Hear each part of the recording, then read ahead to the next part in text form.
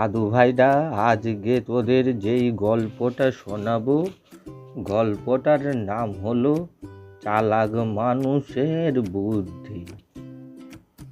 একটি ছোট গ্রামে বাস করত রমেশ নামক এক যুবক। সে ছিল অত্যন্ত বুদ্ধিমান ও চতুর। তবে তার এই বুদ্ধিমত্তা সে সবসময় নিজের স্বার্থের জন্যই ব্যবহার করত। গ্রামের মানুষ তাকে একটু সন্দেহের চোখে দেখত, কারণ সে সবসময় এমন কিছু করত যাতে তার নিজের লাভ হয়। একদিন গ্রামের জমিদার বাবু ঘোষণা করলেন, আমাদের নতুন গোয়াল ঘরে কিছু চোর প্রবেশ করেছে এবং গরু চুরি করে নিয়ে যাচ্ছে। যে ব্যক্তি চোর ধরতে পারবে তাকে আমি বিশাল পুরস্কার দেব। রমেশ ভাবল, এই সুযোগ হাতছাড়া করা যাবে না। সে রাতের আঁধারে জমিদারের গোয়াল ঘরে গিয়ে লুকিয়ে থাকল। গভীর রাতে সত্যি একদল চোর সেখানে এলো। রমেশ জানতো শুধু চোরদের ধরে ফেললেই হবে না, বরং এমন কিছু করতে হবে যাতে সে জমিদারের চোখে সবচেয়ে বুদ্ধিমান ব্যক্তি হিসেবে পরিচিত হয়। সে চুপি চুপি গোয়াল ঘরের বাইরে গিয়ে বিশাল এক কুকুরকে ছেড়ে দিল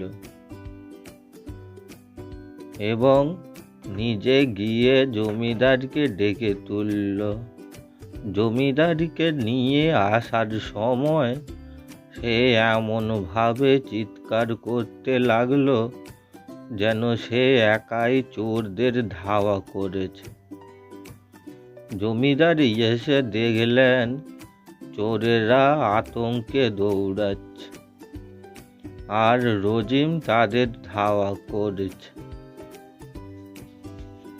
পরদিন সকালে জমিদার বাবু সবাইকে ডেকে বললেন, রজিম এই গ্রামের সবচেয়ে বুদ্ধিমান এবং সাহসী যুবক।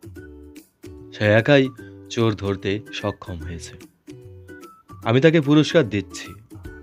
গ্রামের সবাই অবাক হয়ে গেল।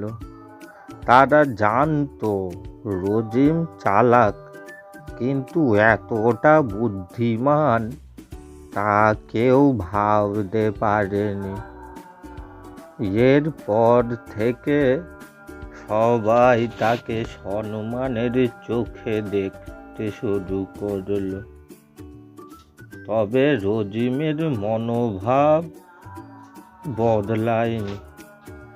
সে বুঝতে পারল বুদ্ধি ঠিকভাবে কাজে লাগালে জীবনে অনেক কিছুই অর্জন করা যায়। এরপর থেকে সে শুধু নিজের স্বার্থের কথা না ভেবে গ্রামের মানুষের জন্য বুদ্ধি খাটাতে শুরু করল।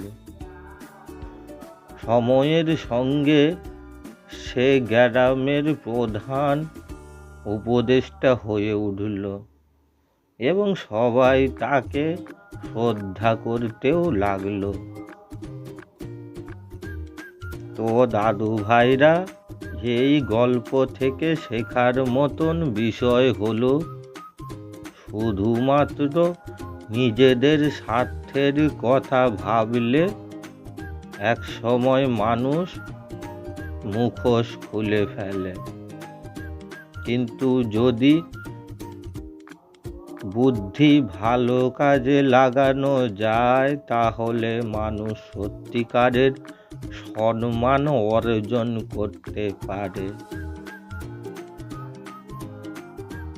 আর দাদু ভাইরা, আজকের জন্য এতটুকুই থাক।